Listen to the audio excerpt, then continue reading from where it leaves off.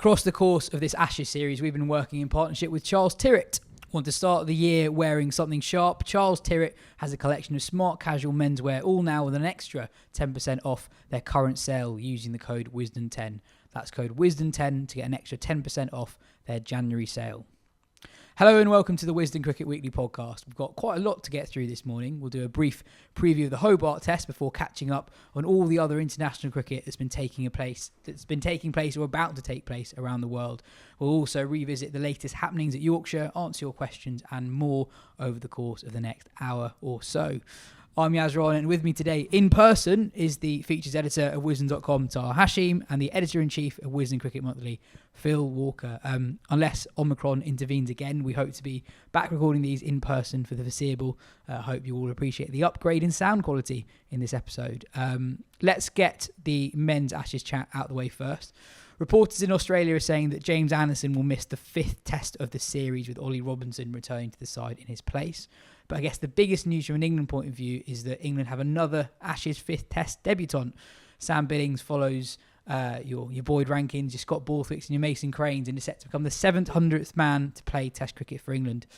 Taha, he's had a strange career in a way. He's a near permanent fixture in England's white ball squads without actually ever getting on the field that often. He's not played that much first class cricket. He rarely, if ever, has had a central contract. He goes around playing leagues, but often doesn't actually play in them. He's often on the bench. I think he's played just 22 IPL games in 6 years. His first class record is pretty good when he does play. You spoke to his coach at Kent, Matt Walker, earlier in the week. So tell us about Sam Billings, the red ball cricketer. Yeah, well, like you said, he's just not played a lot of cricket, and it's not just red ball cricket like you mentioned there. He's always, he's been a regular in England's white ball squads since 2015, but he's always that sort of the next man in, but also the first man out. He's always been that kind of reserve, and so he'll be in those squads during the summer. He'll then go to franchise cricket in the winter and not necessarily play. And then when he does go to the IPL, he misses the chance to play early season championship cricket for Kent. So we come to the point where he's 30 years old now and he's only played 74 first class matches. To put that into context, I think the only two batters in England's Ashes squad who've played fewer, Pope and Crawley, who are several years younger. And I think they've both played 60-something matches as well. So I spoke to his coach at Kent, Matt Walker, and this was the kind of point that he mentioned as well. He's just not played a lot of cricket, and this is kind of the issue he's had. But there is a red ball cricketer in there. There's been glimpses of that. So a few years ago, after he came back from that injury that kind of ruled him out of any chance of playing that World Cup, he ended that 2019 season quite strongly, hit 3 centuries in a row. One against Notts, who had Ashwin playing for them, and then 2 against Yorkshire at Headingley. And Matt talked about just kind of the technical changes that Billings has made as well. He kind of used to have this kind of swing, which was quite up and down and kind of shaky. And Billings himself, I don't know if you remember this, but he did kind of like a Sky masterclass in that summer of 2020 when he was back in the side against Ireland, and he talks about how he'd watch videos of Kohli and just has this kind of still simple technique, which is in a way quite refreshing. We're constantly talking about the funkiness of England's techniques and why I imagine people might look at Billings and red ball cricket and quite like the look of him. And he's done well when he's played. He still hasn't played that much. So after that 2019 season, obviously with 2020, COVID, disrupted any chances of him really playing much red ball cricket that year. He only played a few matches this summer as well. So there's still not a lot to look at in terms of the record. But yeah, I mean, Matt talked about a guy who's learned to play a lot straighter. He's just kind of a lot more confident in his technique. I mean, the key thing here is now that like if he does play, which it seems likely, he's coming in. Sure, he's got runs in the Big Bash, but it's such a tough ask to immediately come in and perform. And we've been talking these last few weeks about England's lack of preparation. This is the constant topic, and the fact that it's taken them now a few tests, 3 pretty heavy defeats to actually get into the series and play well in Sydney. And now you're asking Billings to come in and perform immediately. I mean, the other quirk, by the way, is that he's probably going to keep. And I mean, he's been brought in as gloveman, but for Kent, the last few years, he's not kept in first class cricket. Ollie Robinson does that job. He's kept in one first class match for Kent in the last 3 years. So it's a really tough ask for him. But it's an opportunity, and this is what the guys kind of wanted. You know, he wanted opportunity. He talked about after that run of form in 2019. He explained how those centuries, those knocks, kind of gave him the confidence and made him realise that he could play Test cricket. The problem is he just hasn't had the chance to really make a case for it, and this is a very unexpected opportunity. And look, we don't really know where England go from here. Who's going to be their wicket keeper? We don't know what happens with Butler. We don't know what the situation might be with Bairstow, whether he continues as a batter or a keeper. But yeah, I mean, it's a chance, and yeah, good luck to him. Yeah, I mean, Phil, he's got quite a weird first class record. So we're looking this up the other day. So he averages 23 in first class cricket at home at Canterbury, the ground that Zach Crawley was criticising earlier this week. So in non-Canterbury first class games, he actually averages about 42, which is pretty good. On what Taha said, do you think England are setting up to fail a little bit? The lack of preparation. They already have. The lack of preparation is it's almost astounding. And Billings will obviously relish the opportunity to play, and some players have done very well in the past, having not played that much. But I almost feel sorry for Billings to a degree, because I actually think he's got a really good chance of being a decent Test cricketer, being a decent keeper who bats 7. But one bad Test match could, as you kind of saw with James Bracey only having 2 bad Test matches, one bad Test match can significantly put you down the pecking order. Yeah, look, the boot has gone squarely into England, and with good reason, for quite a while. But in this instance, I don't think we can really criticise them. They didn't create La Nina to wipe out 2.5 weeks of preparation. The nature of the beast these days, of course, is that you don't play tour games between Test matches, and their 2 wicket keepers are both injured. So I don't think they can really be blamed for having to think on the hoof on this one. And so Billings happens to be the right man for in the right time, right place. I think he's a really good, watchable, interesting, and resourceful cricketer. He's a good bloke. They like him a lot. It's the little things that have an effect sometimes. The fact that he drove 500 miles from one side of Australia, or part of one side of Australia, to the other to play in this Test match, when he was minutes from flying back out, and those kinds of things, they do register it in the setup and so on. He's a kind of cheerful sort of figure, and as we've seen, he's become a more useful international cricketer in the last couple of years, and so I guess it is an intriguing one-off opportunity. I don't personally see it becoming anything really more than that. I think it would be quixotic, to say the least, if having lurched from Bairstow to Butler and back again, and folks just being this kind of spectre on the horizon, and then we go to a kind of a keeper who's kept far less than either of Bairstow or Butler, and because he might be sparky and he might be able to catch a few. He's not a wicketkeeper. I know he's done it for sure, and he's a very good all-round athlete cricketer. He's a brilliant fielder, all the rest of it. But he's not going to be keeping wicket in the West Indies. I mean, if he makes runs at Hobart, then possibly he becomes a kind of a fantasy option at 6 or 7, possibly. And it's worth pointing out that everything is on the table now. Everything. And from April, what we will see is, incidentally, and this is not unrelated to the Billings story, what we will see come April is how devoted to the Test match cap are the likes of Billings, Vince, Livingston, Clark, etc. These kinds of peripheral players, but with talent. We will see from April really who's got it, who really, really wants it. I don't blame Sam Billings for following the white ball around the world, but he identified relatively early on in his professional career that his path to not just money, because he's got a lot of it anyway, but to kind of professional respect and the garlands that come with that was through white ball cricket. That's fair enough. That's where he identified his career going. The red ball stuff is no coincidence. It's not he's not been harshly done by that. He's played 70 odd games and he's 30 years old. That is a large part by design, and not just his own decision. Of course, the ECB would have been leaning on him here and there. He'd have probably had incremental contracts in the past, and so they'd have said, right, well, go and work on your white ball game. We encourage you to go to the IPL, etc., etc., etc. But as we see a game ever more diverging, and red ball and white ball becoming these two kind of, there's a chasm between the two increasingly in English cricket. It's an interesting kind of crossover here for Billings. My guess is that it will be a crossover that will last for a week. But I might be wrong, and if I am wrong, then so be it. Because a Billings who does work in red ball cricket would be a really, really useful player in that side. I would drive 500 miles to play for England, and I can't really drive, so I don't think you should get too much credit for And that. I would drive 500 more. Also, just on that though, out of the players you mentioned there who the start of the summer could be really interesting, the players who've done really well in white ball cricket have showed glimpses of promise in red ball cricket.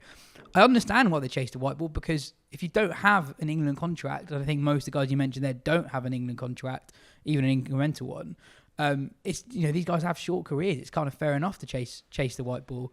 Also the days of getting superior and moralistic about this, I think they're long gone. I think that argument is now defunct. But what we will see is increasingly an independent decision from that individual, and I think with nothing being off the table anymore, and really a sense of a kind of year dot, the recalibration of England's test team starts now. I think we'll learn quite a lot about certainly the batters who we constantly talk about as being in the churn. Well, it'll be interesting to see from April onwards which ones really, really want it and which ones are comfortable just to bounce along. Related to the bidding stories, there have been reports in the Times, I think, that one of Ashley Giles's recommendations after this series is that centrally contracted players will be asked to leave the IPL early if they're going to be part of the test side in the summer. So we won't have a situation like last summer where the IPL guys all missed a series against the number one side in the world. Do you think this is a good step? Because it's not just come back to the IPL to play. It's come back from the IPL to play some county cricket. So you're going into a test series at home warm. Yeah. Well, firstly, it hasn't happened yet. It's a story that Lizzie Ammon ran on the Times. I believe she broke it. News hound that she is. And if it were to happen, I think my instinct is that it's a very good PR move, but it's grounded in logic and sense. I think it would be quite radical, and I think there is a chance, certainly with certain figures of power within the dressing room, player powers, that it may well backfire. But I can understand the urge to try and rebalance the scales on this particular issue. If we are serious about that first test match in early May, if we are properly respectful of the primacy of it, the sanctity of it, and all the rest of it, then anyone who's going to have a chance to appear in that game has to have 3 or 4 weeks of practice. Of course they do. Of course they do. We see the folly of going into Test cricket, if you're English in particular, without any red ball cricket behind you. This, to me, looks like an interesting attempt just to try and rebalance it, as I say. And it's not that they're banned from playing in it. It's that they will be required to return home to be considered to play Test cricket earlier than they would be in previous years. And I think that's a good thing. Absolutely. I guess the elephant in the room is that, well, it's not really the elephant in the room, but these guys get paid a lot of money, these essentially contracted players. If you're being paid around about £1 million a year, and a big part of that is to play 10 to 12 test matches a year for England, if you're not going to be fully prepared for 2 or 3 of them, that's a problem. Yeah, genuine question, I might be wrong, but does the IPL's expansion help with this as well? Because the worry might be that players don't get picked up, right? But now you got more teams, more chance you're going to get picked up. Yeah, it's a good point. And I guess the merry-go-round of players coming in and out will have to increase by the logic of it, there being more IPL taking place. I don't think any cricketer who has any contract with the ECB can argue with the ethics of what sounds like it could become Giles's position and therefore the position of the ECB. I don't think anybody can argue with the ethics of that. You are paid, if you are Rory Burns and Zach Crawley, who are on test match contracts, you're paid $400,000 a year. That's a lot of money to play one form of the game, and that will obviously be ramped up considerably for those who have multi-format contracts, full central contracts. With all the riches of the game, there is a tendency for players to become disproportionately powerful. Well, if that power can be neutered somewhat, and there can be a better sense of balance across the board, then I think that has to be positive for the game. And I don't really think overall there's going to be a massive amount of kickback from the really big beasts, and we know who we're talking about here: players who are in demand to play Test cricket as well as IPL cricket. But also, how many players is this actually affecting? Well, precisely, Stokes, 3, Bairstow, Archer, maybe Butler. Yeah. Wokes, I guess, sometimes been there. I think one thing that I think has changed. So there's a increased willingness for English players to have experience in the IPL in that 2015 to 19 period where England were trying to get better at white ball cricket. I think that argument doesn't quite hold as much anymore. I don't think the big English players need the IPL. I mean, look at Australia who won the World Cup. I know, okay, yeah, that's a bit of a freak, I guess, but a lot of experienced international players who just haven't. Like Mitchell Stark's one of the best T20 bowlers in the world. He hasn't played the IPL for years. They don't need it. I think there should be an element of flexibility. If there are players earlier on in their white ball careers who are also in the Test team, I'd be more willing to make the exception for one or two players. If you had like a 24-year-old Harry Brook who's playing all 3 formats, for example, in a few years' time, I'd be open to letting him play a full IPL because that would be good for him. Yeah. But the players who play the IPL consistently for a few years now, I don't think they need the IPL. Yeah, and I would also just add briefly that it's simplistic and inaccurate to say that England cricketers want to play the IPL first and then the rest of it can follow. It's not borne out. Players do pull out of the IPL. Players, Milan, Wokes, both of them didn't appear in the IPL that was on in the autumn time because it would impinge on their preparations for the T20 World Cup and obviously the Ashes. So that notion that the power in the hearts and minds for English cricketers and other international cricketers is now focused solely in the IPL and the rest can fix itself around those riches is not accurate. And Livingston, well before he was a big name, he pulled out of an IPL to focus on county championship cricket, which was 2 or 3 years ago now. Yeah. Moving on James Anderson, who is probably not going to play at Hobart. Michael Vaughan said this week that despite Anderson still being at the top of his game, England should consider moving on from him. He argued that Warne and McGrath both bowed out with a few years still left in the tank. He said, just because you can still perform does not mean you should keep going on and on. It's not about sacking Jimmy. It's about what is right for English cricket. The right thing is to transition, but to do it respectfully. Taha, what do you make of that? Anderson, obviously, then in the same newspaper, actually, that was in the Telegraph, Anderson in the Telegraph responded to Vaughan, basically saying, I disagree. Yeah. I read that Vaughan piece, but I'm just, for my clarification, did he mean just cutting him out completely after this tour? He wasn't especially clear, but it was. Okay. He said the word transition there, so I presume that means phasing him out, I guess. I mean, that's just kind of inevitable, right? He will be eventually phased out. I do think there's a way. I think what's kind of complicated is the fact that you have Anderson and Broad. If you just have one of those, I guess, senior bowlers, there's a way to then kind of balance it with bringing in youngsters and having someone share the new ball. It's, if you look at England's one-day side after 2015, they cut Anderson and Broad, and that kind of was key in helping Chris Wokes become that new ball bowler. And I can kind of see value in what Vaughan is saying. But I don't think it's the right thing to just cut those two out, or just cut Anderson out. I think they are already kind of phasing both out. They don't play every test match. Anderson has played quite a few this year, but still, look, they didn't play him in that first test. They, like you're saying, they might not play him in Hobart. It's already kind of happening. So I don't think you need to really divert from where you're going right now. But I do kind of get the the argument where even if a player is still able to form, that you do have to look at what that impact that's having on the players that are coming through next. If you look at Jofra Archer, I remember when he bowled so well in that 2019 Ashes, he was taking that new ball alongside Stuart Broad. So you had that one senior guy, but then you had Archer with responsibility of that new role, and he thrived. And he was a different bowler the next summer when he was kind of that change bowler. And so I get value in Vaughan's argument. I don't think it should be completely rubbished out, but I also disagree with the notion that we should just cut ties with Anderson. I think he's a phenomenon. I think he's obviously still one of England's best bowlers, maybe England's best bowler. He's still got to play. He's not going to play every test, and that's the way to do it forward. You have them play the odd test. They're not going to play the whole series, and you rotate your quicks. This is what we're seeing with Australia right now. We can see that with England as well. And also that is really not the issue of this series, has it? James Anderson.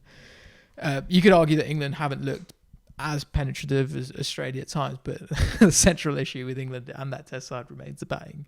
So it feels odd to just constantly focus on this argument of Anderson and Broad and what happens with those two. They should still be a part of this test side going forward in the next few months and in the next year while they're still performing. I mean, when you've got these two guys who are England's greatest, I think you should try and eke out everything you can from them. Absolutely.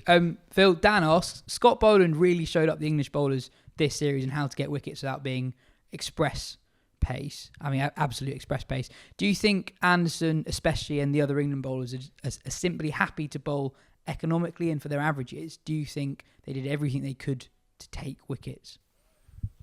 Well, I'm sure they did everything they could to take wickets. Whether they were able to is another question. I mean, look, we could do a series of shows on why England bowlers don't bowl as fast as Australian bowlers. We could do days and weeks of shows on that particular question. I guess Dan's point is that Scott Boland isn't quicker than England's bowlers. But I mean, the overall average, right, of England's bowlers will be below Scott Boland, right? He's still pushing 85 to 87 when he's bowling sharp, right? Yeah. Apart from obviously Wood, no England bowler is really getting up to that kind of mark. England's probably through the air sharpest next bowler is probably Chris Woakes, and he's probably in the 83, 84 kind of bracket. As we know, Robinson, who struggles for stamina, is down in the 78, 79 mark. The reasons are so multi-layered, and all of it overlaps, from schedules to pitches to overhead conditions to athleticism, and sporting culture. Culture, for sure, absolutely. In Australia, you have light and space to develop and to play. We have rain and tiny little pockets, if we're lucky. And we also, of course, have a system which is massively skewed against large parts of the social demographic, right? So all of these elements come into play as part, for sure. But on Scott Boland, yeah, why is he taking wickets? Well, he's taking wickets in part because he's 32. He knows the conditions inside out. He is the Australian equivalent of, say, a Martin Bicknell, right? You bring him in. When Bicknell played 4 Test matches, I think it was, and he came back for a couple in his early to mid 30s, maybe even slightly older than that. Swung it round corners, bowled South Africa out, won a Test match in 2003 here. Scott Boland has earned his stripes for a decade and more playing in Australian state and grade cricket. So he knows his conditions. But he's also, clearly, he's a proper fast bowler. He might not be an express quick fast bowler, but he's a proper fast bowler. He's strong, he's broad-shouldered, he hits the deck, he hits the splice, and he bowls longish spells. Not that he's had to, obviously, here. But he's renowned for that. Yeah. And he's played a lot of first-class cricket. So you get to learn your game, but also you learn your body as well. I find with a lot of young quicks, and this is not confined to England by any means, but a lot of young quicks, and Pat Cummins has actually spoken about this, that you don't know your body when you're a young kid, and you're pushing it, and you haven't necessarily evolved your action to protect yourself from injury. Someone like Ollie Stone, I mean, we cross our fingers that he's going to be okay, but there's a distinct possibility that he will get stronger as he gets older. Boland has got to a point where he's probably his absolute peak as a physical specimen and as a fast bowler with all the skills that he's learned and absorbed over the last 10 years and more. I think Ben mentioned it on the last pod. He's just so accurate. Like if you're accurate and you get it to nibble at 85 miles per hour, that's a pretty lethal combination. You don't have to be 90 miles per hour. I mean, I'll tell you what, a better answer or a better thing to add is that if you're going to survive as a fast medium bowler in Australian cricket, then you need to bowl at your optimum at all times. And you can bowl at your optimum at all times because the games are not coming that thick and fast. So you can have a week off, 2 weeks off. You can build your body back up to that first class game. And of course, they play fewer first class games than they do in England. Then you are ready to go, and you can therefore preserve yourself for longer, and you can bowl faster, more consistently for longer. In England, as everybody knows, but coaches are saying it more and more. Gary Kirsten said it to me a couple of weeks ago. He said the thing is in England, you can get away with bowling at 70%. You can get away with bowling at 70% because the pitches and the conditions and the general intensity of county cricket, the sheer prevalence of 4-day cricket enables you to bowl within yourself. Yeah, definitely. Scott Boland would not have survived. And Scott Boland is not a rich man, by the way. It's not a cushy gig being a state cricketer in Australia. He wouldn't have survived unless he was bowling at full tilt for the last 10 years. He just wouldn't still be going. The other thing I'd say on how he's been successful in the 2 tests he's played is that actually just compare him to Pat Cummins. Pat Cummins doesn't bowl. Pat Cummins can bowl 90-ish miles per hour, but quite often some of his best spells aren't. And he kind of bowls slightly within himself sometimes, I feel, or maybe he's just a bit tired, but at 85 to 87 miles per hour just hits the same spot time and time and again. And Boland is slightly slower than what Cummins does when I was watching Cummins the other day, I was going to swear, the folly of the criticism that Jofra Archer got in the first 12 to 18 months of his test career, the criticism he got because he wasn't breaking speed gun records every other day. When you look at Cummins, who bowls, as you say, 85 to 90% of his optimum, and is relentlessly effective at that point. But if he sniffs it, if he needs to ramp it up on day 4 at the Gabba or wherever it might be on a quick one, then you will see him. You'll see him bowl 145 clicks. Of course you will. You'll see him bowl 90 plus in our terms. And it really struck me. I think it was the Melbourne game. Just thinking, we really did Archer a massive disservice. Anybody who questioned it, and there were a lot as well, and big beasts as well. Grandees of English cricket who should have known better, frankly. What kind of I wonder from that is the fact that Australia always have this carousel of quicks. So when they have a bowler like Cummins, they're not thinking about he's our express guy, he can be that enforcer guy, whatever. It's just like they're all quick. Just bowl like you're gonna bowl. That's bowl a good accuracy. Point. That's a good Archer was like he's a phenomenon for us because we don't see people at that pace, and so when someone comes like that, you don't really know what to do with them. Yeah. You think, he's our quickest bowler, so he's got to play a different role to every other bowler. They have to be the enforcer. Yeah. Very if you true. bowl over 90 miles, you have to be the enforcer. And also, another thing I'd say is that Australia, over the last 4 years, have almost exclusively picked the same 3 pace bowlers. Stark, Hazelwood and Cummins have played the vast majority of their tests. So that means also rocked up with the 2020 World Cup, with all these sort of funky new ideas. Rocked up with their test attack and won it. Yeah, shame that Lion didn't play. But they've basically played those only 3 guys. So we just actually haven't seen the blokes just below that level at all in international cricket. So we haven't seen much of Michael Neese, we haven't seen much of Boland, we haven't seen much of Jai Richardson. I think all 3 of them are really, really good and would be really good test cricketers. They are. And just because we haven't seen them doesn't mean they're not test class. And I think we kind of seen it with all 3 Jai in the Richardson series. did a couple of things just played the 1 test. He played 1 test, got a 5-for, see you later. He bowled a couple See you of in England in couple of 2023. deliveries that suggested that there is a real bowler. I think he's so good. I think he's so good. That sort of snap off the pitch Yeah. from just short of a length, and suddenly it's flying past your chest and you glove it to first slip. You know, that's Test match bowling. If Joe Richardson was English, he would be lead of the attack. We'd be talking about England must look after this gem. He's the future of English cricket. He's going to be the leader of attack next. I think because he is that good. Yeah. It's just England don't produce consistently those like Must look after him and then 138. don't look after him.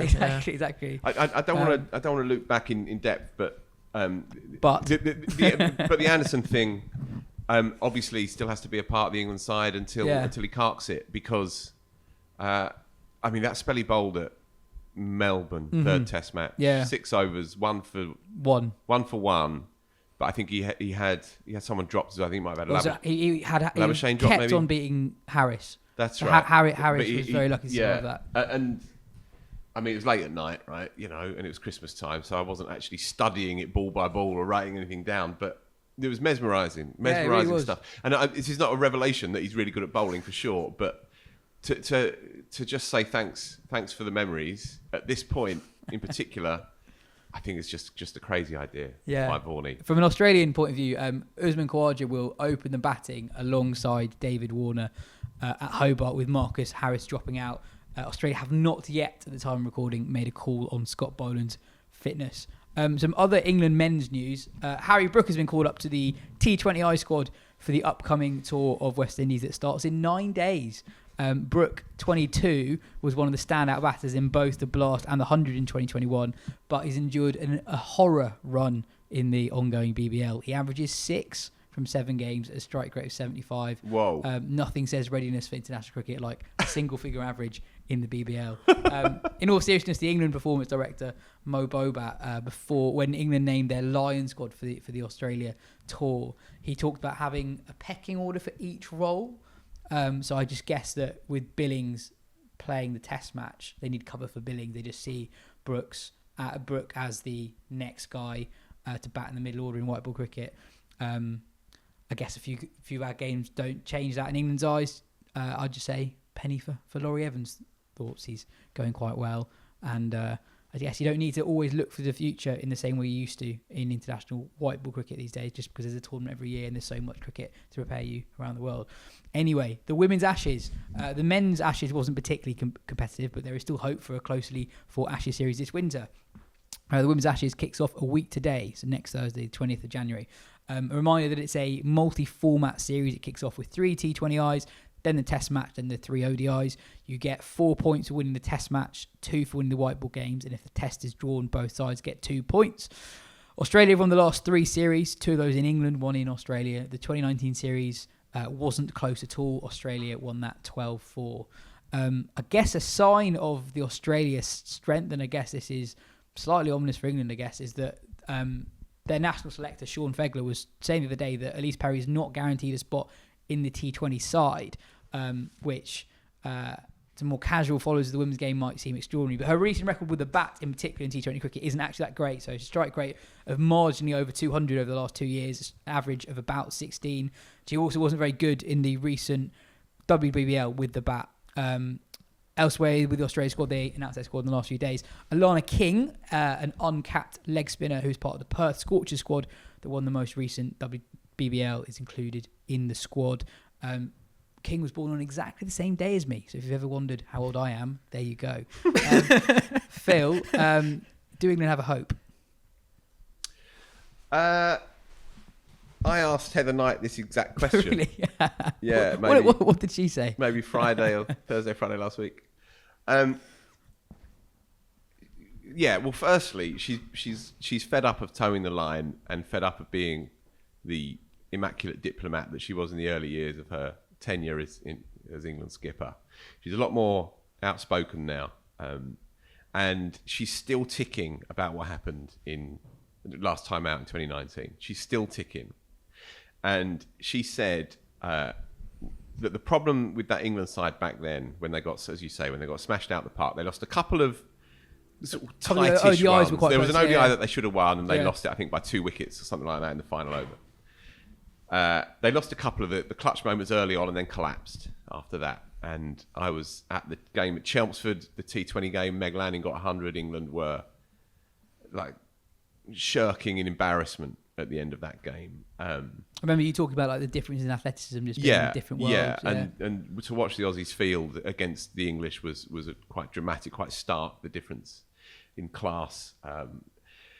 But her reading of it is that not only did they play badly collectively, but they went into their shell psychologically as well. And she said that there was a dearth of leaders, a dearth of people taking responsibility. There were too many people in that side at that time who were just falling back on coaches and captains' theories and ideas and hiding behind those ideas.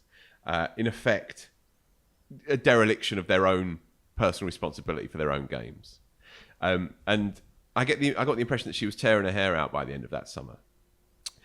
Too much softness in the team, not enough gnarliness. They've actively tried to change that culture. She told me in the last year or two. How? That sounds like quite a hard thing to do. For sure. And she was open enough to say, look, when we go out to Australia, we are not. She said the quote she gave me: Amy Jones is not going to be effing and blinding and in someone's face. She's not that kind of character. But what she can do is she can find a way to be more expressive. And she was just using Amy as a particular example. She can be more expressive, more extrovert in how she plays her cricket. She can pick battles, is what she said. Identify your opposite number and beat your opposite number, and demonstrate your place on that pitch, not by being shouty and mouthy, but by winning those battles. And showing off, she put it. Go out there and show off your skills. It's really not many players talk this openly about. Yeah, it's quite interesting. She was really good on it, and clearly this is the mantra that they've been trying to inject into that team. Did you say if that was reflected anywhere in their selections for the squads? Maya Bouchier doesn't have an amazing domestic record to speak of. She's one bolter. Charlie Dean, I know, played at the end of the summer, but she didn't have a professional contract this time last year. Did they see something in their personality? She didn't mention either of those.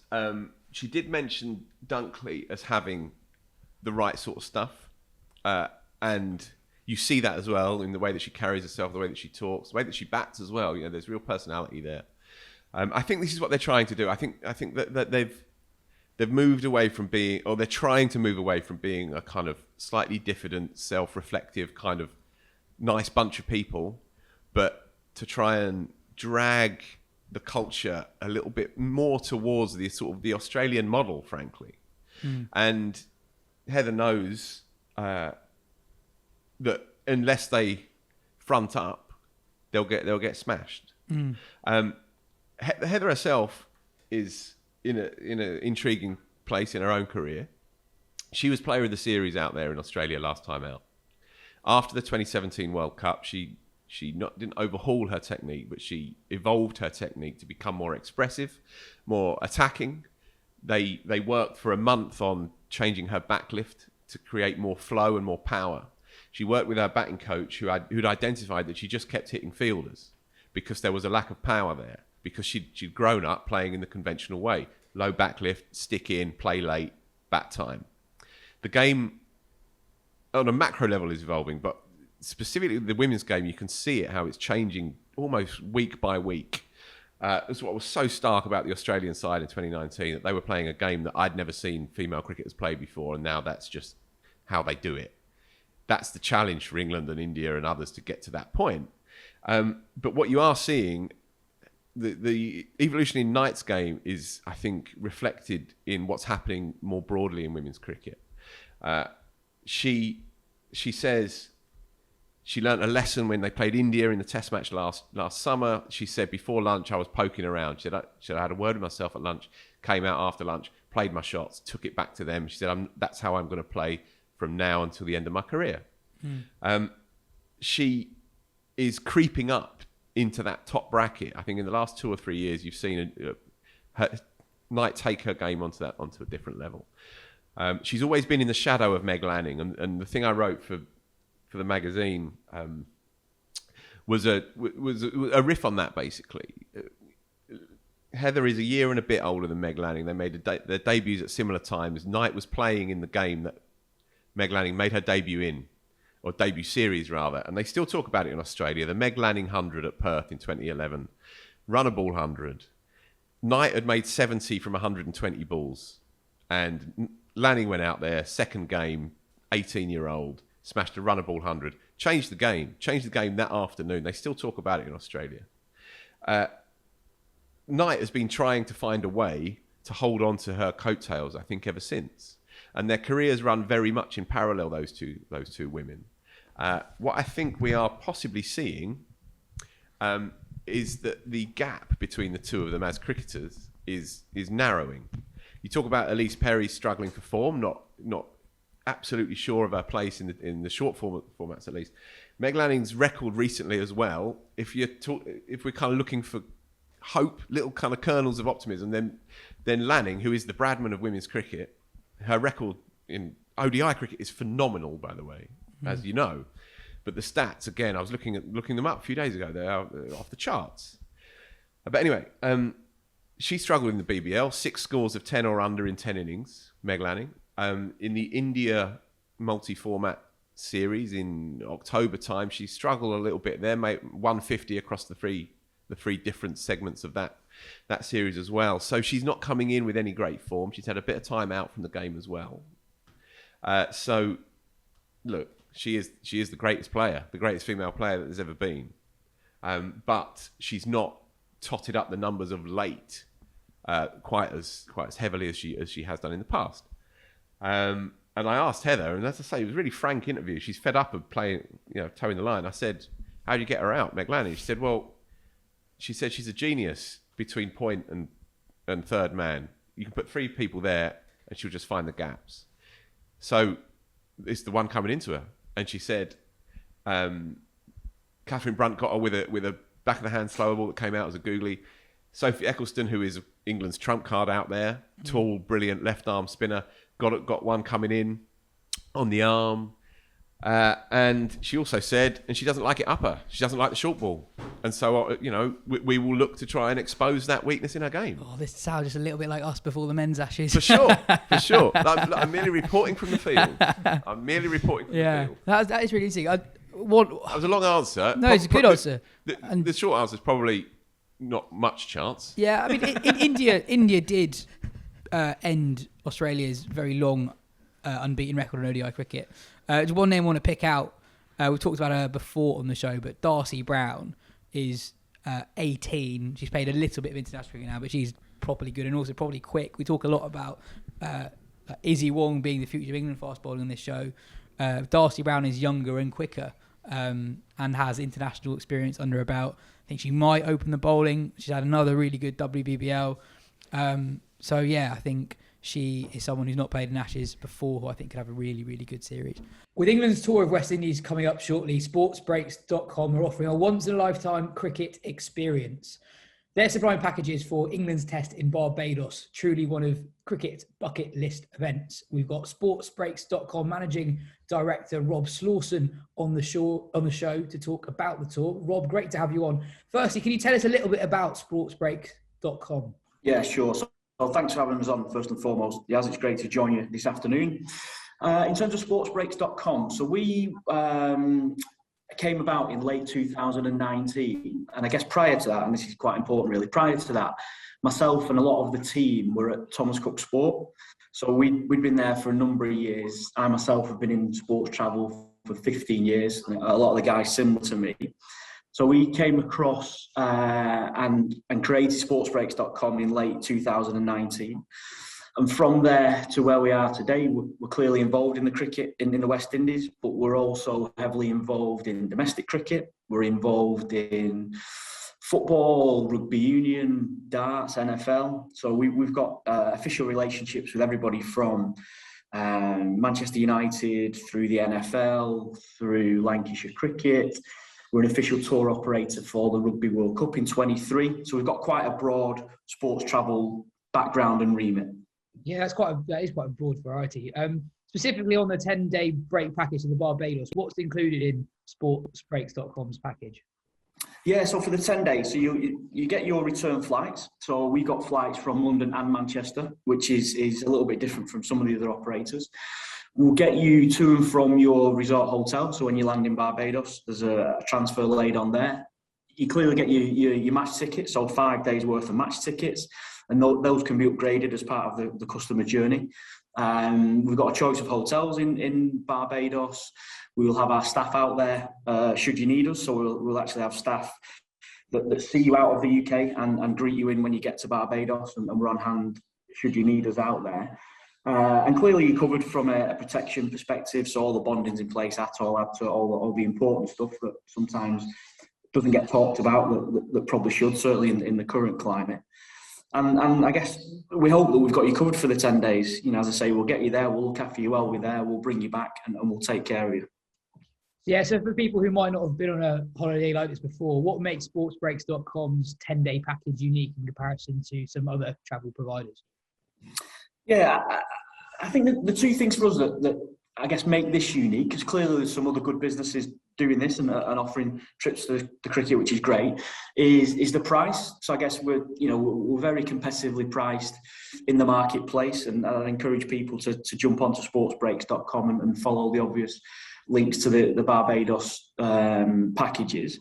The fact that we've done a northwest departure is different from a lot of the other operators. So I think there's quite a London-centric market out there, but we've also put a Manchester departure on there to try and cover, certainly the northwest, but a good portion of the north of England as well.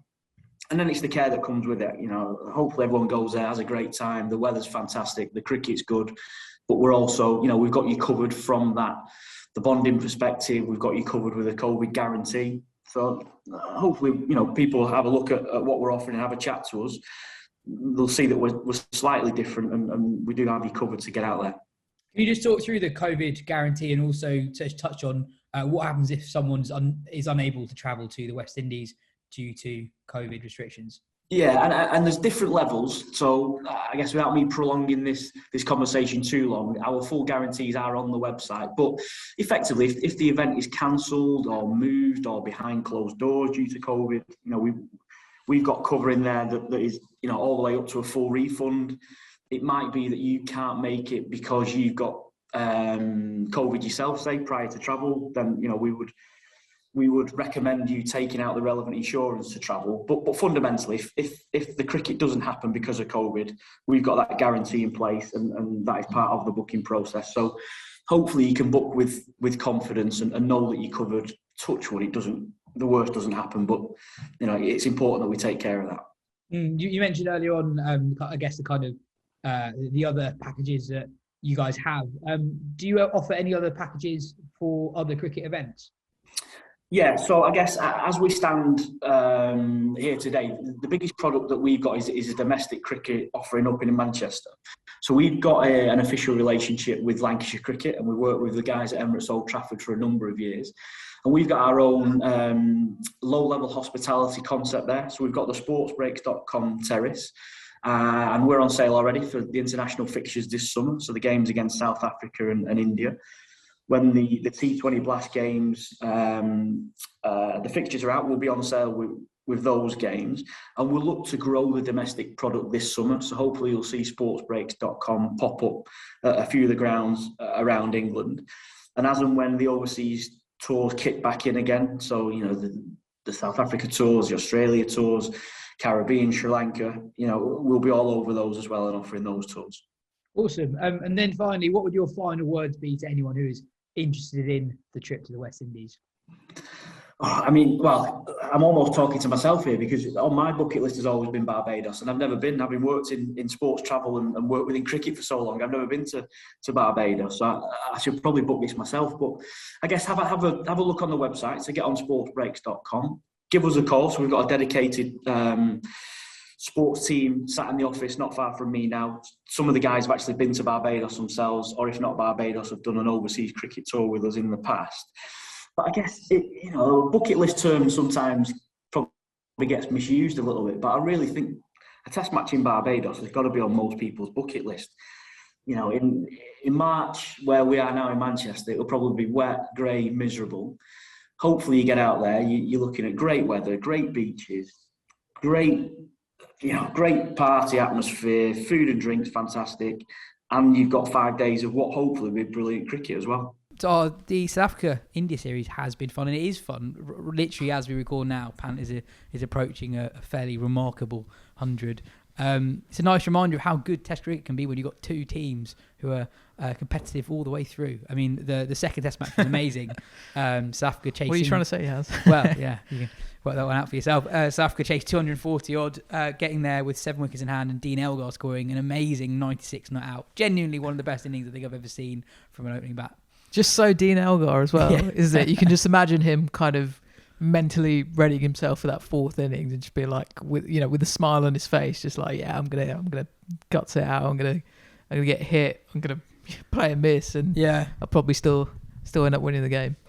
Really difficult pitch as well. It was really up and down. I think Cricketviz posted something saying that actually batting on that last day was slightly easier than it had been in the days before, but that's not comparing it to much. That was really up and down. On day 2, that was one of the worst. Genuinely one of the worst pitches for inconsistent battles I've seen in quite a long time in Test cricket. But it's just been a really interesting series, because obviously we talked about Quinton de Kock's retirement after the first Test. He wasn't going to play the series anyway because of the birth of his kid. But there isn't, other than Elgar, there isn't really an established Test bat in the top 6 for South Africa. They've got a really long tail. Marco Jansen, who's a brilliant bowler, he's batting 7. He's only done that once in first class cricket before this series, and he got a pair. You had players step up in ways that they haven't got the massive scores. It's been a low scoring series. It's been really important. Keegan Peters scored a brilliant 70 here in the third Test that's going on at the moment in the first innings, and Temba Bavuma. Right. Some people who might not watch him play go, he's only scored one Test, 150 odd Test matches, but this series he looks absolutely brilliant when he's been in. Yeah, and again, the benefit of sticking with players and letting them work it out, identifying talents and then backing them. Bavuma is a brilliant story. The evolution of his game is a brilliant story. There's all kinds of other brilliance, of course, attached to him, but specifically that. He now looks like a high-class Test match player. I think it's in part a consequence of being given the captaincy role in some of the white ball stuff. I think that has secured his place in his own mind, and technically he's superb. Superb. He reminds me of like a sort of pound shop Tendulkar, the way that he plays. He's very, very strong through the V. He straight drives nicely. He plays late under his eyes. He works it through mid-wicket tidily now, and he's got a bit more expansive as well. He was good against the spinner. If they drop short, he'll go airborne as well. And he looks like a player who's shed the self-consciousness, and now he's just going out there and playing. I always liked him as a player, by the way. I was at Cape Town for that 100, albeit it was a flat track, but he batted really, really well for that 100. He has a bit of a block when he gets to 50 or 60, which is problematic. I think it was the second Test, or maybe the first, and he walked down the track having got to 50. Oh, it's a crazy shot. Didn't need to do it because he played so nicely within himself. Yeah. So there's an issue there. The other one is Markram as well, who has a record. I think he averages 36, 37. Scored the best 27 I think I've ever seen in a run chase. Yeah, technically I think he's good. He reminds me of Callis a little bit in the way that he gets in behind it. Yeah, he has a similar kind of backlift and kind of boxer's stance where you're rocking onto the back foot and the front. He blocks it like Callis, gets in behind it very nicely like Callis. Problem is he keeps getting bumrad, which happens. But I think he will become a very good player for them. I mean, he's made hundreds made 150 against Australia, so he can play. He's just not done it yet. But I find myself increasingly fond of this South African side. Yeah. It's going to be a really good series when they come over here in the summer. It will. What I found interesting is when the series was starting, India going here, they've won in Australia, 2-1 up in England. And in my head, I'm thinking that India kind of just going to control that series from the get-go. And, they win that first Test, de Kock retires, and there's... For the last 2-3 years, there's just been this sort of constant doom and gloom in South African cricket, and the assumption was that it's going to be quite a comfortable series win for India, and that in a way that them winning in South Africa this time for the first time ever, first Test series win there, wouldn't actually mean a great deal. But when we are seeing what's happening, how it's playing out, it will mean a great deal, because this is a proper contest with South Africa. Like you're saying, this is a team that's quite easy to kind of get behind, because there are the guys who've been there and done it. You've got Elgar, you've got Rabada, but then you see someone like Peterson come in, who's also just like quite a classical batter, who's clipping beautifully through mid wicket. Yeah. He's strong square of the wicket. Just there's enough there. Janssen has got something about him. Well, I'm convinced that it's just cheating if you're 6'6" and above. Like, he doesn't have to do much. It's from 6'8". He just kind of puts it on the spot, and the bounce is just too much. You kind of see it with Ollie Robertson. Action eerily similar to David Payne's. Sorry, can I say a couple more things on the series that I found quite interesting? One is how completely different styles of batting have been very successful at different points. So, for example, in that run chase, Elgar, the word that everyone describes Elgar with is gritty. Resolute in defence, taking body blows. I know, so there's a reason why people use it. But I mean, literally right now we're watching one of the great counter-attacking innings from Rishabh Pant after, by the way, playing one of the worst shots I've ever seen earlier on in the series, where he got a 3-ball duck in the Joburg Test, where first ball wild swing to a pretty good ball, second ball gloves one, quite a good delivery and does well not to get out. Then third ball comes down the wicket, gets out after a good bit of sledging from SAvIND at short leg. This will always be the pattern with him. You've just got to be patient when the literally as you say that, Rishabh Pant has come down the wicket and he's broken his bat further than the ball, I think. Where's the ball gone? We don't know. Anyway, Rishabh Pant, his bat has gone about 10 yards behind him. Wow. They haven't shown where the ball is. Anyway, good content that. Taha, you were saying about Rishabh Pant. Yeah, he's right. Not sure saying he's going to do weird things like that, where he just swings his bat and loses it. Still don't know how many runs. But yeah, he's going to do weird stuff like that, and then you just have to be patient with him, because then eventually, because he will have series like the one he did in England, where didn't get many runs.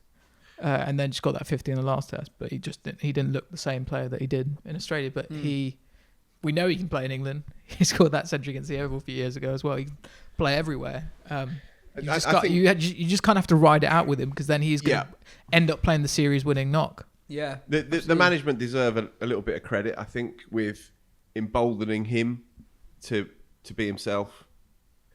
And you imagine the scrutiny that Indian cricketers are under, and the grief that he would have received on the back of that horror show shot in the second test.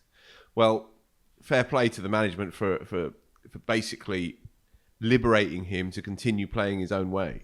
The contrast would be somebody like Jos Buttler, who can't seem to find the right kind of tempo in Test cricket and feels quite introverted, and Pant is given complete responsibility to all flights of fancy, all kind of wild extrovert decisions. Well, he's given the platform to do that, and that takes smart and astute management, I think. Yeah, I don't want to talk about Buttler again, but there's a very good article by Mark Ramakash in The Guardian about Buttler, kind of drawing on his experiences from coaching him a few years ago, which is very interesting, definitely worth read. And also the quality of bowling's been amazing. We mentioned Janssen, Bumrah.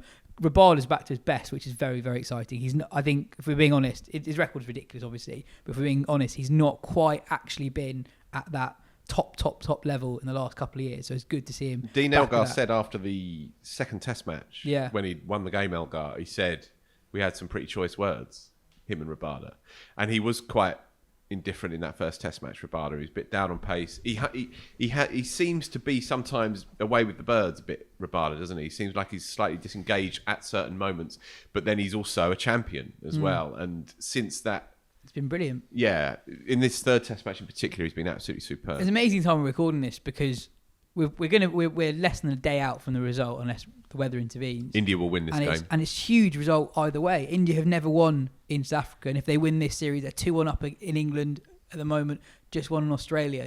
That completely confirms their status as the premier side in the world. Whereas South Africa, to win this series, given how inexperienced so many of their players are, this would be right up there with some of their biggest wins. Obviously, they've had more decorated sides than this, but I think this would be a more important win than any they've had in a very long time. Great pitches out there, perfect cricket pitches. Don't for think me. the second one was. I think. Yeah, but still a geezer's made at 96 not out to win the game. In the end, 4th innings makes 96 not out to win the game. I don't think pitches should be that inconsistent on days 1, 2, and 3. I think it's fair enough if that comes into it later on the Test match, but I thought that was too early. Okay, maybe that's ticked over slightly too much, and Joe Berg has that reputation. I mean, it was remarkable, the parallels with the previous Test match between the two of them, which also flattened out as well, that game from maybe 2 or 3 years ago. But the first Test at Centurion as well, and this Test match here at Cape Town, if you bat well, you can score runs. You can score 3rd innings hundreds, as Pant is on the verge of doing here. You can score 4th innings hundreds. But also, you can get cleaned up in a session. You know, that to me is Test cricket as it should be in the modern game. Absolutely. We're a bit late on this, but we haven't mentioned in detail Bangladesh's win over New Zealand in the first of the 2 tests in that series. Have you not? Did you not do this last week?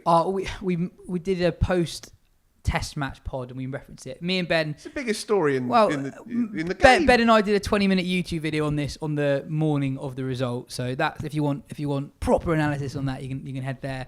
But yeah, just a couple of for people who haven't watched that YouTube video, there's a couple of points I wanted to say about that result. Number one, how amazing the Eber Hussain story, the Bangladesh Air Force soldier who only really took up playing red ball cricket reasonably recently. The guy with officially the worst ever bowling average in Test cricket before that Test match, taking 6 for 40 to rip open that game on a reasonably flat pitch. And I thought it was quite interesting. We've been talking so much about like why have England not been very good? Why are they underperforming, etc.? What are the royal coaches?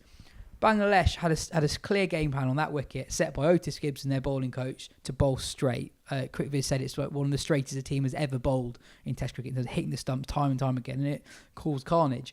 So that was brilliant. And also, Bangladesh, they won the Under-19 World Cup a couple of years ago, and 2 of their Under-19 guys are already in that side and put in reasonably good performance. Shariful Islam, the left arm quick, he took 3 from the first innings, and Mamadou Joy scored 70-odd in the first innings as well, in the batting. So yeah, I mean, you really hope with Bangladesh, given the population, how big cricket is in that country. They're almost like, I kind of feel they're the sleeping giant. Yeah, there's 150 million population in Bangladesh. Yeah. I think you're absolutely right. They are the emergent side in world cricket, but for crying out loud, I mean, when did they last play a Test match in England? 2010. Yeah. 2010. Before that, 2005. So they played, 4 Test matches in England in 22 years. In Australia, I should know, but they haven't played Similar, in many years. I mean, my word, we have to acknowledge that and right that wrong. You know, I mean, it flows from us. We have to extend the invite. It is. I find it strange that Bangladesh don't play here, given that the diaspora Bangladesh have in this country. You get really good crowds. They were kind of the hit of the World Cup a couple of years ago. Exactly. On a cricketing level, it's justified, and on a kind of dull commercial bums on seats ticket sales, then also, of course, it's absolutely justified. And yet, there's no sign of it. Yeah, absolutely. As I said, head to our YouTube channel if you want a 20-minute video on that Bangladesh win. Bangladesh were absolutely annihilated in that second Test match. We'll move on now. Taha, we've had a couple of bits of news in the Yorkshire story in the last few days. I'll quickly run through that before going to you. Ryan Sidebottom has apologised for comments he made during an interview with Sky Sports News, where he suggested that Yorkshire ought to try and forget about the racism scandal that has engulfed the club. In a column in the Daily Mail, Azim Rafiq has said that he believes that David Lloyd's departure from Sky does not represent change, and that he hoped that it did not come as a result of Lloyd being named by Rafiq himself in the DCMS hearing in November. He wrote, "So I really hope his departure from Sky had nothing to do with me, because it was not my intention for him to lose his job. That is not change. It just looks like a case of someone throwing the book at them to make themselves look good. It is not fair and does not sit well with me at all." And yesterday, Lord Patel spoke of how important it is for Yorkshire to regain international cricket, essentially the financial future of the club. Taha, what did you make of the Sidebottom interview? I guess that was a bigger story, and the subsequent apology from Sidebottom, who was recently appointed as interim coach. Yeah, I think I saw it quite early on when it was just sort of put on Twitter by Sky, I think. Immediately found it quite jarring. Not just talking about sort of forgetting it, but also just about, I think you mentioned not wanting to be involved in the politics of it all, and I mean, to be fair to him, he apologised and said it was a poor choice of words. but I think it just kind of emphasizes the whole idea of you may even replace the figures that are involved in the club, but we're talking about a cultural shift, and people kind of trying to get people to actually kind of understand the problem. SAvIND's hired as an interim coach, is only there briefly, but you're bringing new people in, you're bringing people back into this club, then they've got to get an understanding of just how great the situation is. Mainly I just found the interview quite jarring. I mean, even the Sky presenter interviewed him, I think, always basically said at the end that she was basically trying to say that you obviously don't mean forget, you kind of learn from it, basically. So it kind of, I don't know. Yeah. I guess it was a summation of how much is still left to do. Yeah, I kind of felt sorry for Sidebottom to a degree. It was good that he apologised so quickly. I just thought it didn't paint a great picture of what's the current situation at Yorkshire is, because it's not as if Sidebottom doing loads of interviews here. It was the obvious question. I kind of wondered, like, why hasn't this been thoroughly prepared? Why hasn't an answer and a stance been thoroughly prepared? And what does that say about the current state at Yorkshire if that's not happening? Yeah. And Laura Patel gave quite a punchy interview with Dan Rowan on the BBC about how much change has happened, and sure, on the surface there has, but how have they not prepared for I think important media engagement? The thing that kind of worries me almost is like you just think, well, we've sacked this whole load of people, we'll just bring in new people and that's it. And then that kind of points to the whole issue we've been talking about, that it's not really about the individuals, right? So it's not really about just sacking the players, it's about the whole culture of it, the whole system of it. And so that's, I mean, maybe we're reading too much into just one interview and someone just saying the wrong thing. But it felt kind of indicative of just how difficult the whole process is, and how long they've got to far they've got to go as well. From what I understand, it's been a case of fighting fires really for Goff since he's gone into the job. This would not have been anywhere near his agenda 2 or 3 months ago. He's been suddenly thrust into this and admirably decided to take the job on. It's not like he wasn't enjoying life beforehand, and picking up some very tidy checks and all the rest of it in his media career. He's taken this on out of sense of responsibility, and he has called in 2 favours from 2 of his two mates who are ex-cricketers. And Steve Harmison, who I know a little bit, he's not going to do this job beyond the next couple of months. Right? He is not involved in Yorkshire in any way, shape or form in the long term. He's quite open about that. This is not an interim coach with a view to becoming a more full-time coach. This is Harmison. I don't know the Sidebottom story internally, and I don't know the bloke at all personally. It may well be that they're thinking that there might be something more substantial there, or it may well be that Goff has scoured around, looked for 2 people who he trusts, who he likes, and who he thinks can do a job, to go round a shell-shocked and broken first-team squad and say, look, there's still something to play for here, and try and rouse a few souls. Yeah, I mean, and I think that at this point is the extent of the job. I'm not making excuses for that sort of clumsiness, but you can only imagine how chaotic it is. and that's why I have sympathy for Sidebottom. He's come in a disastrous situation. Who is not an especially astute diplomat type figure. He doesn't either. We shouldn't expect all cricketers to be, moral leaders. And I wasn't expecting like a brilliant answer or him to completely revolutionise what's happening at Yorkshire. That's not really his remit. That line is a stinker. Exactly, but I just kind of like, surely someone prepare a stock answer, and it clearly wasn't. Because I think it's really important what you mentioned is it wasn't just the forget line; it was kind of the general message of trying to be completely separate from it that was a bit off. Anyway, moving on. How are the England lads getting on in the BBL? I hear you cry. Well, I'll quickly run through that just now. George Garton is going at more than 10 and over for the Adelaide Strikers. Ben Duckett is averaging 27, a strike rate of 138 for the Heat. Tom Abel only played a couple of games for them and didn't do much in either. 4 English players at the Hurricanes. Brooke, as we mentioned earlier, he's averaging 6. Tom Lamby played 3 games where he didn't score a run or take a wicket in any of those games. Did he bat? Yeah, he batted once, I think. Jordan Cox played 1 game for them, and Jordan Thompson has done okay with the ball, taking 7 wickets of 15. Reece Topley's got 9 wickets for the Renegades, doing okay, 8 runs and over. Joe Clark, after a very, very bad start, is now doing very well. Overall, he averages 31 and striking 150. He's the one. As I mentioned earlier, there's Laurie Evans. He's doing well. Similar number to Clark at slightly lower strike rate. Tamal Mills has done very well with the ball for the Scorchers. He's averaging 15 there. Neither James Vince or Tom Curran have done particularly well for the Sixers.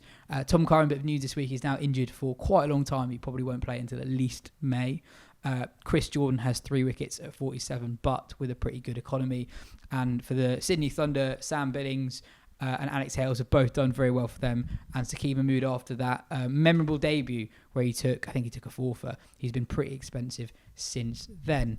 And finally, West Indies and Ireland are currently playing an ODI series. They're supposed to play T20s as well, but because of the number of COVID cases in the Ireland camp, the ODI series has been rescheduled somewhat and the T20I series has been binned.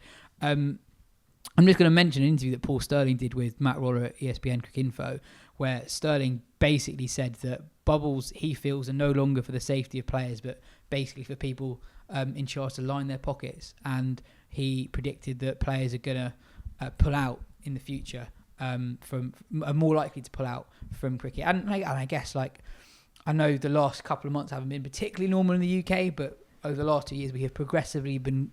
Life has kind of got more normal, but for players, they're still so often trapped in these bubbles, and particularly the international tours where the boards are just desperate for players not to catch as they can get something on the television. And at the end of the day, that is all that matters in some people's eyes. And yeah, you kind of do worry for players. They've been shipped from all over the world to play in these series, and kind of the product must be the product isn't what it should be. The players surely can't be performing at the level they are expected to play at. So yeah, that's definitely something to watch. Yeah, I think the punters out there who look upon international cricketers and think, what I'd give to do that job, and who fairly and legitimately say, well, they paid a lot of money to do it, find it hard, certainly initially, and I did too, find it hard to understand the mental and psychological impact of the constant churn of hotel, quarantine, hotel, isolation, hotel, quarantine, etc., etc.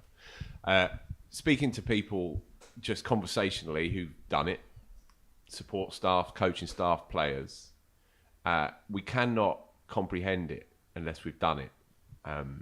We've all made sacrifices on an individual level, of course we have. But this is relentless for many of them. And it's not an excuse. It's not a kind of a cushy line to say we're trying to keep our people well. Or when Morgan says this can't be sustained, it's not a smokescreen. It's absolutely coming from the gut. And I've been increasingly convinced of that the more I've spoken to people who don't have an agenda and aren't trying to sort of twist anybody's arms and aren't asking for a woe is me tale. They're just telling it as it is. You know, mini breakdowns, major breakdowns, bouts of depression. As we touched on earlier, players are making their own decisions for their own mental well-being. You know, people are turning down big money at the IPL because they can't cope with it. They can't cope with more of the same. You know, I've spoken to some cricketers who I would class as, you know, happy-go-lucky cricketers. And I've spoken to them and they can barely get a sentence out, stuck in their hotel rooms and all the rest of it. And I know that this is not a subject that plays particularly well among the punters, and I understand why. But that is the reality, I think, increasingly so. So I understand what Sterling's saying. I understand exactly where he's coming from. Absolutely. We're going to finish off with a couple of questions from our listeners. Kat asks... top 5 wildest ideas for next England men's test captain, e.g. Chappers posited Sam Billings as a future captain if Hobart goes well and the stars align for him. Any other improbable but technically possible ideas. I just want names. I don't want long explanations. Moeen Ali. But he's retired though. Yeah, but if you tempt him out, Okay. I think I've written about him as when he did captain England, and spoke to him a couple of years ago where I asked him about captaincy. And Fair enough. That is wild. I'll give you that is wild. It's not. It's obviously not going to happen. But I always thought he would be would have been a really good captain, and would almost fit in with his kind of. I wouldn't say he was a specialist captain, but he would, he could contribute a bit with the bat, bit with the ball, and then kind of just oversee the whole thing as well. Yeah, and you think as well that Moeen would look up Moeen Ali, the captain, would look after Moeen Ali, the player. I maybe guess so. his captains have. Phil, any? Joe Root. I want Root to carry on if he wants it. By the way, no, but this is a silly question. Silly question. No serious answers. I know. That's literally just in the brackets before I go down the Stuart Broad Road, which I know you've had a look at that and spoken up on that. I absolutely see that there is. It's not just pie in the sky idea. He's got 150 Test matches of gnarly experience. He was described as having by Andrew Miller, our columnist, Cricket Info editor, on the magazine columnist, and he said he has sufficient levels of arsiness to do the job. He's 34 years old, so for a year or two or three, he could do it. I can see the logic there. He certainly has the self-regard and the experience and the ego, and probably the respect as well overall. So yeah, I can see that in this nothing off the table culture now. That I can see it. I can see that. You want some more ludicrous things? Bairstow. Who was it? So Barney Rane was Rane, wasn't it? Semi-seriously suggesting Bairstow. I mean, that would be just imagining a team. That would be great to watch. It'd be I great think that's to watch. it. I think we've had two quite samey characters for like the last 110 tests. England have been captained by two quite samey characters. Let's throw it back to 1988. The summer of the four skippers. Chris Cowdrey makes his debut as England captain. So if England have four next summer, the amateur days. So if 2022 is the 1988, right? So who are four? So Root starts.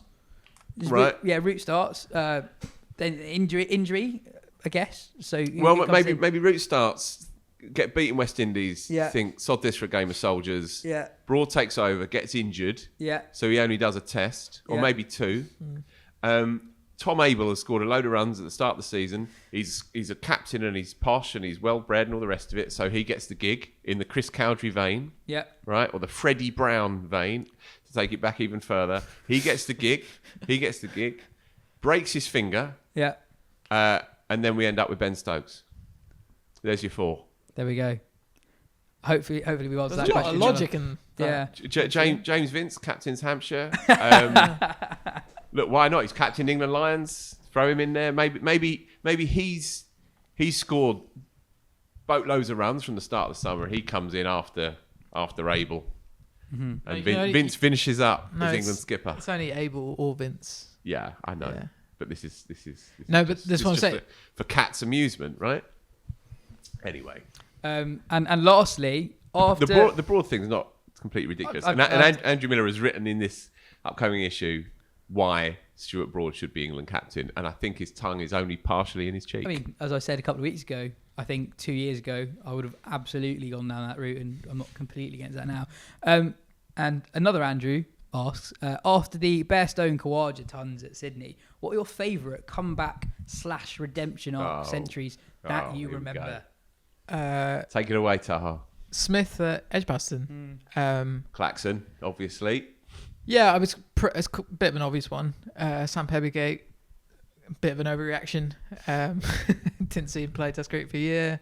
Comes back. I quite enjoyed him just doing that so well in that series, just because I was so annoyed by not just the kind of the booing of him, but more the whole people kind of taking the piss out of him, crying and all that kind of thing, and him just doing his thing. And that first 100, I don't really remember the second one, but the first 100 was very special. I mean, 1-2-1 for 8 or whatever. Yeah, exactly. It was him and Peter Siddle put on that partnership, and by the end, England had a whole leg side field, and he was just taking the piss, just sort of piercing the gaps and becoming even. I think when he's so in the zone and almost having fun, he becomes even more exaggerated with his movements towards the offside, and he's just opening up and trying to just have fun. Yeah, that's the one that stands out. Phil? I'm trying to think of non-English ones, and pathetically, there's none coming to mind. So yeah, I'm just going to have to go through the motions on this one. Obviously, Graham Thorpe's 0300 here against South Africa in that great Test match at the Oval that England somehow ended up winning, having conceded 470 odd on the first innings against Herschel Gibbs and the rest. Thorpe comes in having trailed, a fairly juicy past, some tabloid stories, some time out of the game. Comes back in, gets strapped on the mums and dads straight away. Second ball, I think it was, from Sean Pollock. Not given, would have been given on DRS, no question. Goes on and strums 120, and Trzaskowicz makes double, and they win the game. So that's a classic. That's a classic redemption arc one. My personal favourite is obviously David Gower coming back in at Trent Bridge in 1993 after him and Gooch have fallen out in a big way. It looks like he's never going to play for England again, and he's going to finish 30 runs shy of Boycott's all-time England record. They have a couple of injuries. Pakistan are in town, and Waqar and Wasim are doing their thing. He comes back into the side. England are 1-0 down, comes back in, third Test match, makes 73. I bunked off school to watch it. And he goes past Boycott, and Boycott and him kind of share a glass of champers afterwards. So that was a beautiful moment. And the other one that sticks in the mind was Botham when he was done for smoking dope and banned for a few months, 1986, and comes back into the side, and it's New Zealand at home. Can't remember where it was. And first ball, huge away swinger against Bruce Edgar, I think it was, left-hander. Nicks it straight to Gooch at second slip, who juggles it, takes the catch. So yeah, it's not a bad way to get back. And that was the who writes your scripts line from Gooch to Beefy. I've got a couple. Johnny Bairstow's first Test 100 against South Africa, because that would have been 4 years into his Test career, in and out the side. He scored millions of runs in the county championship that season for Yorkshire. Kind of just demanded selection. Comes in for the Trent Bridge Test. Obviously bowled him out for 60. Root scores at 100 on the first day. Bairstow looked so good. I think pulled on straight to mid-wicket on about 75 late in the day. And you were like, oh, why did he do that, Johnny? And that 100 proved elusive despite him looking quite good for a bit without getting that massive score. And you still, even though he completely deserved the long run on the side, he hadn't got that 100 yet. And as I said, 4 years into being a Test cricketer. And in that Cape Town Test that everyone remembers for the Stokes 258, the Pavuma 100 you mentioned earlier in the show. But for me, I think he cut... I think the bowler was Stiaan van Zyl bowling Filthy Meadows. Yeah. And Bairstow cut him away for 4. And that was... People talk about like Bairstow rage hundreds, but his celebration for that 100 is my favourite Bairstow celebration. You could tell how much that means to him, getting that monkey off his back. Not Test cricket, but it's got to be, James Vince first international 100 early this summer. Yeah, good shout. That was amazing. Very good and shout. Possibly might never play for England again. And the other, the non-England one that I picked, bit of recency bias, but Tiramani against England, right? Last year, because your stats guru nerds, which I probably include myself in this, are kind of like probably laughing at internally laughing at Tiramani's genuinely awful Test record. But also being a little bit confused. He actually does look quite good every time I've seen him back. I kind of see the logic why they keep playing him despite an average of 23.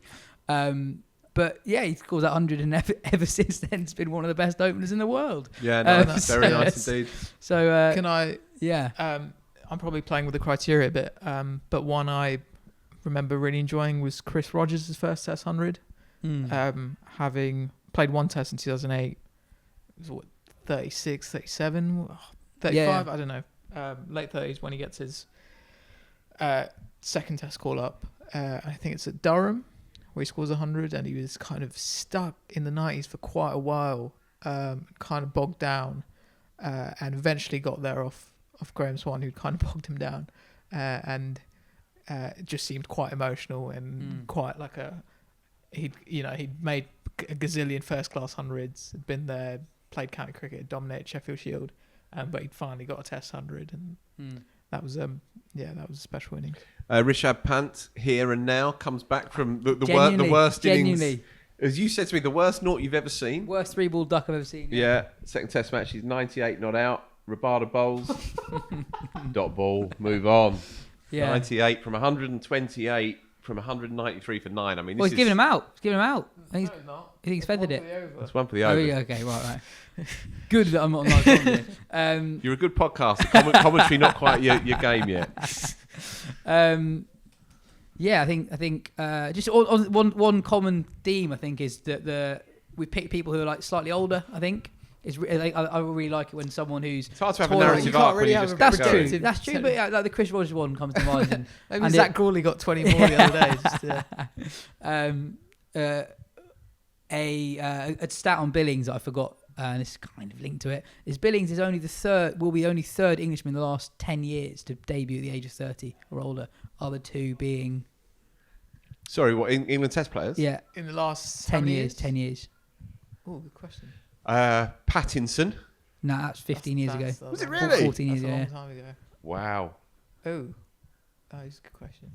I don't know. One of them is quite recent and quite obvious, I think. Denners. Oh, of course, Right. yeah. And the other one was Mark Stoneman. Really? He was already 30 by the time he... Right, wow. Yeah. Anyway, with Pant on 99, thanks Taha, thanks Phil. This has been the Wisden Cricket Weekly podcast, and we'll be back after the Hobart Test match. Cheers.